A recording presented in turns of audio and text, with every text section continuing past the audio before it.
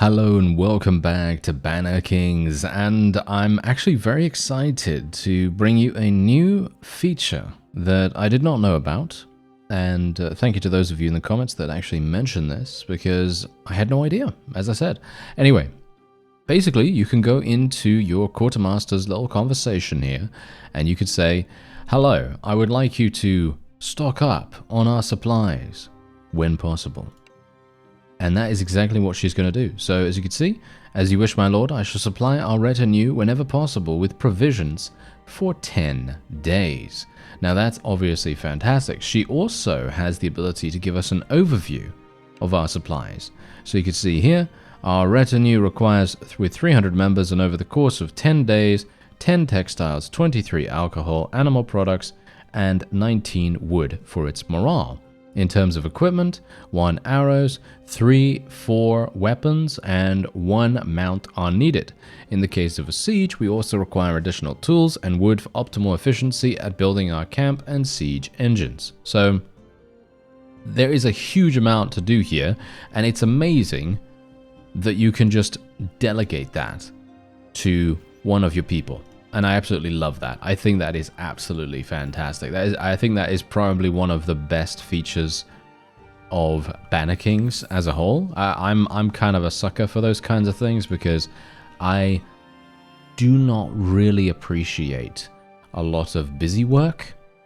And I mean, you know me, right? You know me. I'm a bit lazy sometimes. So generally what I prefer is if I can delegate it, or I can, you know, take a bit of a shortcut sometimes, because I don't really want to go through all of those hurdles every single time I want to do that specific action, whatever it is. But in this case, I don't need to worry. I can just give it to someone else and then they're going to do it, and hopefully it's going to work. I don't actually know whether it's going to work, but hopefully it will. Anyway, this guy has rotate. I'm going to give it to Desporion. Well, actually, I'm not going to give it to Desporion because it makes no sense for me to give it to anyone. I'm just going to spend 60 influence because this guy's going to win the vote no matter what I do. So all I'm going to do is just increase my relation. I am only going to be spending 60 influence because I want the remaining people in the vote to lose less relation with me. That's basically the entire reason why I'm doing that. Now, I was saying that I was going to disband my army, but I kind of thought, hey, maybe it's a good idea for us to just keep it. But the thing is, I don't actually think I can level my leadership up that much more. I know someone said in the comments that you can indeed level your leadership passively. Yes, I know this. However, the issue is I just have a very low learning rate. That would be the only thing stopping me from continuing to run our army here. But what I would like to do, actually, is buy some more estates. Because if I can buy some more estates, I'm going to actually level up my lordship skill so much faster. You can see here, 189,000. I'm going to buy it. No? Cannot buy from an illegal settlement. Oh, okay. Well, that's that's somewhat unfortunate, isn't it? Yeah, that is very, very unfortunate. Oh, well, never mind, never mind.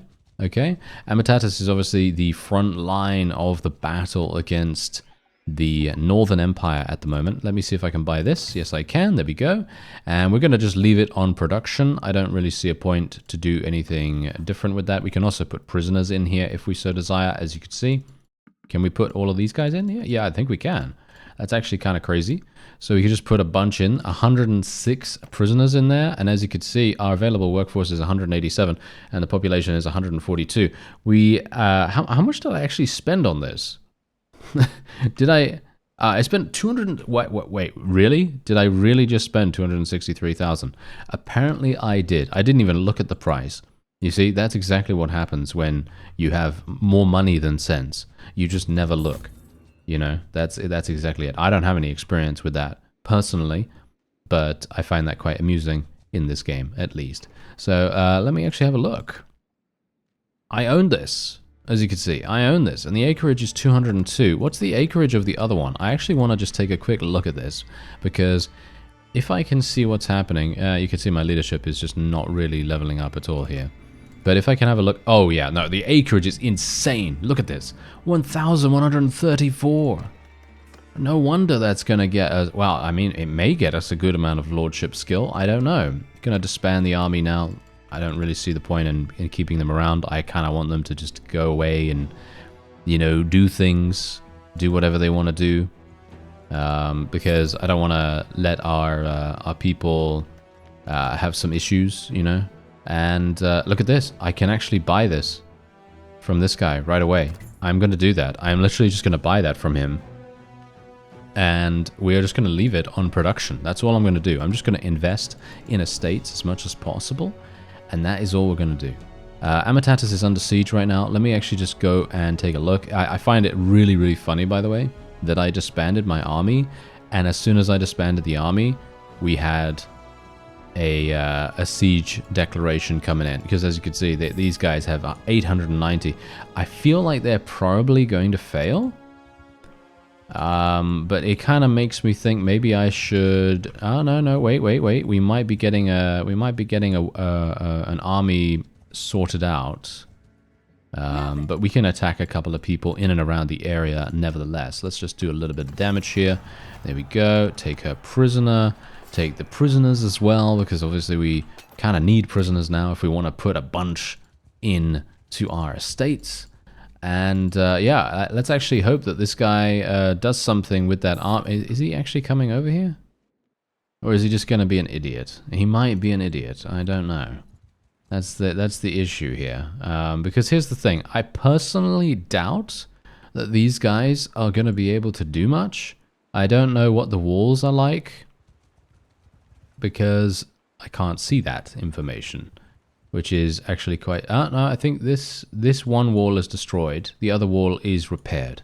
So there is one wall down, which is definitely going to make things very, very easy for the opponent. And we also have this guy. I want to try to tackle him as well. He's going to be annoying.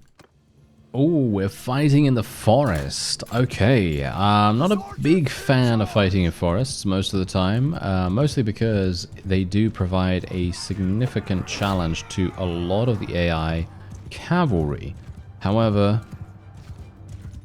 maybe with RBM, maybe they're actually going to be able to do some sneaky things, and they might actually avoid a lot of the common pitfalls that usually affect you know, various other AI. So, you know, yeah, well, hopefully. Anyway, we're doing some pretty nice damage right here. Oh yeah, by the way, I just wanted to mention about the thrusting versus slashing polearm. Not really a debate or a discussion or anything like that, but generally, I realize that most of the time, if you're going to want to use polearms, it's almost always, shall we say, a good idea to change from a spear type weapon, lance type weapon or whatever, unless you're really, really good with it or whatever, you know, something like that, to a slashing polearm, because a slashing polearm is, in general, one of the greatest weapons that you can use in the game. Used many times before in a bunch of other playthroughs. Most notably, I think I probably used it in the Crusade Carnate series. That was a sure favorite of mine, very, very early memory of mine, playing Bannerlord, really super fun. I remember very, very specially the wonderful divide by zero bug that I had, which was, I see ADHD brain right there. Did you see that? Did you see exactly what happened? I can't believe I actually even realized what was happening right there. But I went on a huge tangent without even realizing, you know, what was really going on there until I did actually realize. But anyway, what I wanted to say is the divide by zero bug that gave me over 1300. Was it 1300 scouting or something like that? Yeah, it gave me an insane amount of scouting skill, and I was basically able to see people all around me, which was very funny. And it was a bug. It was just a bug. It was nothing that I did. It was just a bug, and I thought that was really, really funny actually at the time. And I had no way of you know, rectifying the situation. But yeah, anyway, basically in that series I ended up using a wonderful slashing polearm, and the slashing polearm was so good that I ended up using it a few times in the future. The Manavlion is a great polearm too. I like the Manavlion just purely for its versatility, but there are a bunch of other things like glaives. The long glaive, I believe, is one of the best slashing weapons, but there are a number of them. But that's just the one that I can remember offhand. But the original point that I wanted to try to broach here is the fact that I don't think with this particular series I'm going to be using a slashing polearm. I'm going to be just staying with the spear, staying with the lance, whatever we're going to use. I'm just going to stay with the pokey stick, and that's all we're going to do. Because I haven't really done that before. I think I've done that one time before, and then I basically stopped using it after a while because I was then heavily favoring my one-handed or whatever it was at the time. And I feel like it's a bit of a shame that sometimes we tend to do that. And by we, I mean me, because I generally tend to flip-flop around a little bit too much when it comes to weapon selection. And while obviously it doesn't really affect us too much because we do have quite a lot of polearm skill as it is, if we were to change to a slashing polearm, it really wouldn't diminish our capacity to attack anything. It would only increase it, if anything, because I am much better with slashing weapons than I am with thrusting weapons. But, you know, it's still a thing, you know? It's still a thing where I kind of want to just see what happens when we stick it out. So hopefully that's a little bit understandable. I don't know. Maybe it isn't. Maybe it is. But yeah, I'm actually kind of hoping. Is this guy going to come over or not? I don't even know what he's doing right now. This guy is super weird. But what I'm actually going to do is I'm probably just going to leave, actually. I'm not sure if I should be the one to kind of chill here, you know? Should I be the one to waste my time defending or something like that? Ah, wait. Barney has stopped researching 3-field system. The innovation is fully researched. Okay. Wait a minute. How do I do the research again? I need to go to the towns, right? I don't think I can do it here. No, I don't think I can do it here. Is there something I can do in the kingdom screen, by the way? Request council position, call banners. No. Okay, yeah, you can also sentence a criminal. That's something that I actually really would love to do sometime, because I think this is one of those times where we just haven't experienced it. I think it would be pretty cool if we could do it, but unfortunately we don't have the ability to do that just yet. And we are still learning the language, of course, 12%.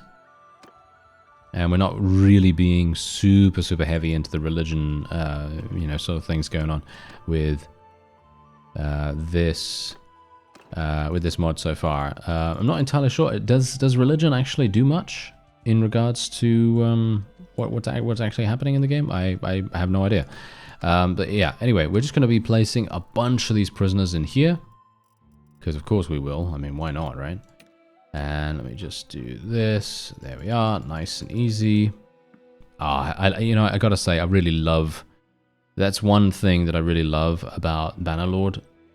If you have to say anything good about Bannerlord, it's definitely the sorting system, because obviously, let's face it, having the ability to just sort by tier, sort by the amount of troops or whatever, really makes a huge difference in, as I said, I'm not a big fan of busy work, you know? I don't like doing busy work, I don't like doing tedious stuff, so generally, you know, it's a great thing to do, to just have that available. And there are a lot of other sort of like quality of life improvements there. Ooh, wait a minute, look at this. The Calrodoi, I don't even know how to say that, but yeah, the Calrodoi culture, did it say culture? Yes, culture is now on the internecine age. Okay, that's cool. That's pretty cool, right? That means that we now have the ability to begin researching slightly more advanced research, right? Is that true? I hope so. Anyway, let's just recruit a bunch of things here. We're going to get some beer. Why not? Let's see what Zuera actually buys. Is she actually going to buy stuff when we're here? I actually don't know. I have no idea whether she's going to do that, but there is an army really, really close by to us right now, and I'm a little bit worried about it, I gotta say, a little bit worried. Okay, do they have beer here? Yeah, I'm gonna buy some more beer, even so. We have 1,000 wood, which is absolutely fine. Do we need any meat? No, we're actually doing fine on meat as well. And there is an army over there that I would not mind fighting. They have a significant amount of people. Are they raiding my village right now? You are... How dare you? How dare you, sir? You are not allowed to do... well, actually, you can maybe do that because you have a much larger army than I do. Can we actually defeat him? I mean, you can see here, he's got Scutatos. Let me see. He's got 145 of these guys. Alright, let me actually just have a look here. Okay, yeah, of course, these are tier 4s, but they're not very good, as you can see. They're not very good. I mean, they've got 120 in one-handed. I've got a bunch of these too, though, which is obviously a problem. The how many do I have? Not many, actually. Yeah, I might actually fail if we go in here. You know what I'm going to do? I'm going to do something a little bit cheeky, all right? A little bit cheeky. Okay, so what we're going to do is I'm just going to go here, take an action, recruit local mercenaries. We're just going to get a bunch of these guys, or a bunch of these guys. Should I try to outnumber them with cavalry, or should I try to outnumber them with something else, like infantry? I have so many infantry, so I think cavalry is probably going to be the play here. So let's try to get a bunch of cavalry. 396. I think I have way too many. Yeah, I've just got too many. So let's get rid of those guys for the moment. Okay, I now have almost 400 troops. This should be enough. He's running. Yes. Is he actually running, or?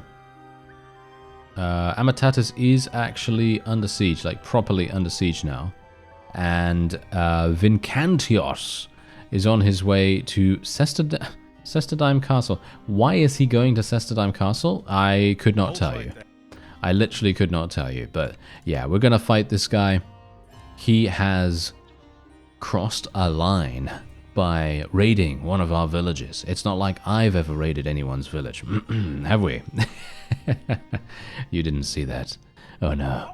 It's anti-raiding propaganda right here. That's I mean, most of our companions don't actually appreciate it that much, so, you know, I might as well just relax a little bit here. Okay, so one thing we want to do, we barely have any archers, and there's not really any height advantage, so I'm just gonna let them do their own thing for the moment.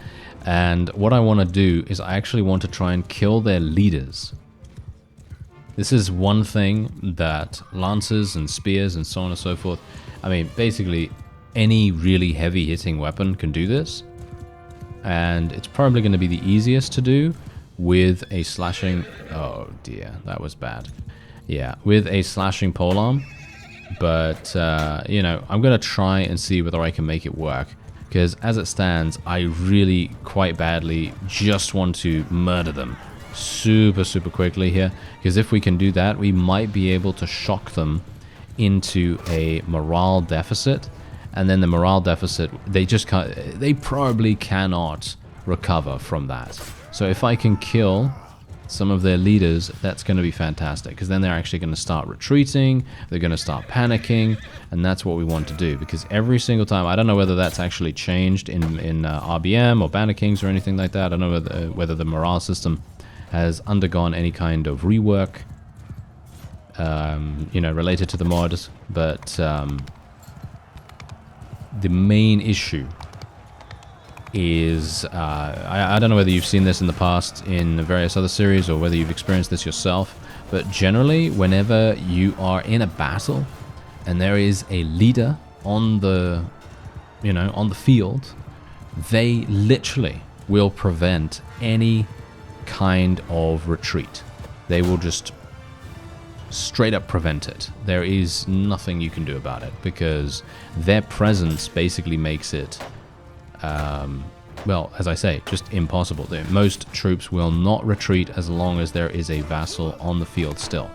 And so that's the reason why, you know, especially targeting down a couple of people that are the leaders, that will actually inflict some pretty massive morale damage in the process, and that's obviously great. I actually don't know why I have these icons on all the time. Why do I have these icons on all the time? It's kind of weird. I didn't press that. Oh, my Alt key was tapped? What? I wasn't holding Alt this entire time. Okay, that's kind of weird. I assume it was pressed somehow. Yes, I assume it was pressed somehow, and it was on this entire time. My apologies. Yeah, that must have been really annoying. I didn't even realize. Okay. Oh, well, never mind. It's fine. This is a Cataphractos. I'm not actually going to focus on that, even though it is a high-value target, but I'd like to kill... Oh, nice damage. See, there we go. That is exactly what I'm talking about. Basically, every single time one of these leaders goes down, I'm imagining, because I obviously cannot verify this particular bit of information, but I am imagining that the morale bar, the hidden morale bar that you cannot see, is going down by a significant margin. And if you can take it down far enough, enemies are going to start thinking, hey, you know what, maybe we should get out of here, you know? And you may even be able to cause a shock retreat or morale shock in some way or another that will actually affect the battlefield in a significant fashion. And that's exactly what we want. We want that every single day of the week. It's actually one of my favorite ways of winning battles. Causing morale shock is, in my opinion, one of the most satisfying ways to win, because you don't have to actually kill every single opponent. I think that in general, a victory where you don't have to kill the entirety of the enemy and they actually just lose their morale and their willingness to fight, I think that that is a total and complete victory in comparison to killing them all.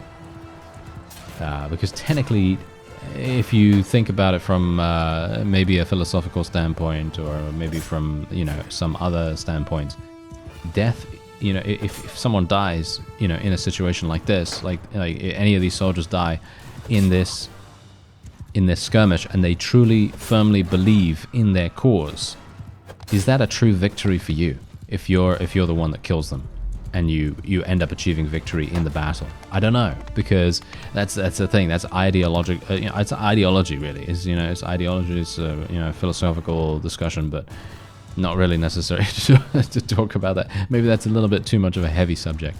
But in general, that's the reason why, for me personally, I think it is so much more effective to force the opponent into well, basically submission, basically a retreat.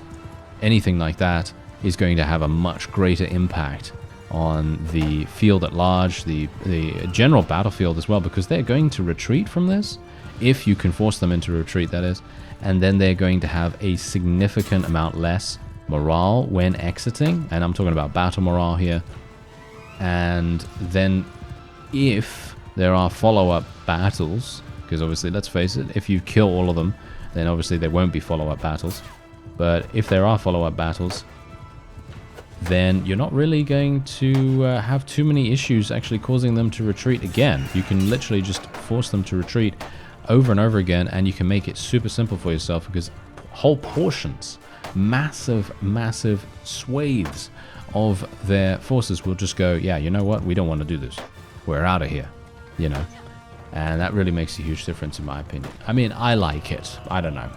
I actually kind of... This is the main reason why I've said multiple times in the past that I'd love to see additional gameplay mechanics surrounding this kind of warfare. And I'm not even just talking about wars of attrition or psychological or... you know, inflicting sabotage or anything like that. I'm not even talking about that. I'm just generally talking about additional ways to wage war that are, you know, era specific, that allow you to, you know, fully stretch the limits of your potential. You know what I mean? So basically allowing you to do things that can help you avoid combat directly. Because sometimes I just don't want to fight, you know? Sometimes I'd much prefer to force the enemy into some kind of, as I say, some kind of withdrawal. And I think that's much more fun. But that's me personally. I don't know. Sometimes it's fun to fight, sometimes it's fun to absolutely destroy the opposing forces. I mean, come on, it is fun to do that, right? It is super, super fun to do that. But it is also fun to see them driven before you and hear the lamentations of the women and various other Arnold quotes. Anyway, yeah, we are basically just going to speed things up now because, as you can see, they seem to all be retreating. So I'm... Oh, actually, wait a minute. I just ran in here. They're not all retreating. Whoa, okay, that was a huge error on my part. I actually thought they were retreating, but they're just regrouping. See, now that just goes to show there must still be some Lord on the battlefield. Otherwise, they would most likely all be out of here. There's no way these guys are going to continue. It's actually funny because I've had multiple situations in the past where we've come down to the wire. There's a literal, I don't know, 3 people of the enemy left on the battlefield. And one of those people is a Lord, and the other 2 are like, I don't know, cavalry or some fast-moving opponent. And they refuse to retreat, even though my own forces have 30, 40, 50 people on the battlefield. And the only way that they actually start retreating is when the Lord is eliminated. So that's the big, activatable. That's the, that's the switch that you have to flick to, to get opponents out of there, you know what I mean? So we're now good, we're done, we've won. And now let's take a look at our rewards, because no doubt, oh yeah, there we go. Look at that, 83 renown, 110 influence. I feel like I should have gotten a lot more than that, because we're basically a single person against an absolutely huge army. But, well, never mind. It's fine. We did end up losing quite a few people as well, but hopefully we didn't lose too many of the Cataphractos units. Well, this is a lot of people, isn't it? I'm still literally capturing them. This is super funny. All right, so I'm basically just going to be getting all of the troops. Why not? Might as well. And let's get all the prisoners as well. Let's get as many as I can. And as you can see here, look at how many... Wow, so many hero units. Unfortunately, I just can't take any more prisoners. And then we can take all of their gear. And what's really cool about actually doing battles like that is that we get all of the loot ourselves. We don't have to share it with anyone. Well, you know me, I'm gonna be heading on over to our newly acquired estate. And all I'm gonna do is just place some people in there. I mean, how many people do we actually have? 105, actually. Maybe I don't even need to do this. 145 now. Yeah, I mean, I don't know. Technically, I could literally just put some more people in here. I don't know whether it's actually worth, though. Is that worth? I don't know. Yeah, okay, sure, fine. We'll put in a couple more. And then I feel like I want to buy some more estates. So, yeah, the problem is, where do I go to do that? I guess up here. I guess this is a good way to go. Hopefully, Vencantios is going to have an easy time defending, or is he not going to defend? Is he going to be an idiot about it? No, he is actually... Is he going in? I hope he is actually going in, because Amatatis is about to be... capped. Is he not? No, he is. He is going in. He is going in. Okay, fantastic. I'm very glad that he decided to do that. And as you could see, he was victorious, as you might expect. I mean, come on now. You know, why would he not be victorious in that situation? Look at this. 202,000. I will buy it. 42 prisoners here. Okay, that's absolutely fine. Just place a bunch of people in there. I'm actually going to keep these units right here, and we're just going to wait for them to get converted, because I don't really need the slaves that badly in these places. So I'm just going to keep a couple back just so that I can convert them to our side, because Cataphractos units do take quite some time to level up. So, you know, why not? Why not? Okay, so 39,000 we're going to get for selling them. I'm going to do that. I don't see a reason why I wouldn't, and I am taking way too many troops. Alright. That's actually kind of hilarious. Why do I have so many people? Okay. Maybe we need to get rid of some people. I actually don't know. I mean, these guys, obviously. I have a lot of these guys. Let me see. Do I have some... Militiaman Archer. Okay, let's get rid of these guys, I guess. They're not going to be particularly effective. Or at least it feels like they're not going to be particularly effective. Let's get rid of those and those and those. Okay, that's absolutely fine. And then we can just recruit all those fellows. And then we can go into the warehouse here, get some more beer. Sounds great to me. And then we can also sell. Let's see. Does Rote have any? They're 414,000. Seems like all of our towns in this particular faction are doing absolutely fantastically, really, really nicely. And we have 2 million gold still, but obviously, it is dwindling because I am starting to purchase quite a few estates along the way. Let me see if I can actually buy this one. Boom. There we go. As I say, I'm not even thinking about it right now because I'm just literally just going, hey, you know what? Let's do it. Why not? Sounds fun, right? Sounds fun. Okay, so we now own a huge amount of land, actually. Or a huge amount of different estates. I can buy this for 22,000. This is actually what I was talking about in the previous episode. If you buy an estate early on, you can level up your lordship skill really quite fast if you spec into it, of course. And you can just buy this for 22,000 and you can build it up. And obviously if you're playing BannerKings, you should already be kind of prepared that it is going to take a little bit longer to do things. Oh, I can't buy this from an illegal settlement owner. Why? Why can't I do that? That's kind of weird. I thought this was connected to Rote. Yeah, it is. Okay, that's. I guess the guy that owns it is not. It's not really working very well. What is the retreat? What is that? I have no idea. Anyway, that is going to be it for this episode. I thank you very much for watching, and I'll see you next time.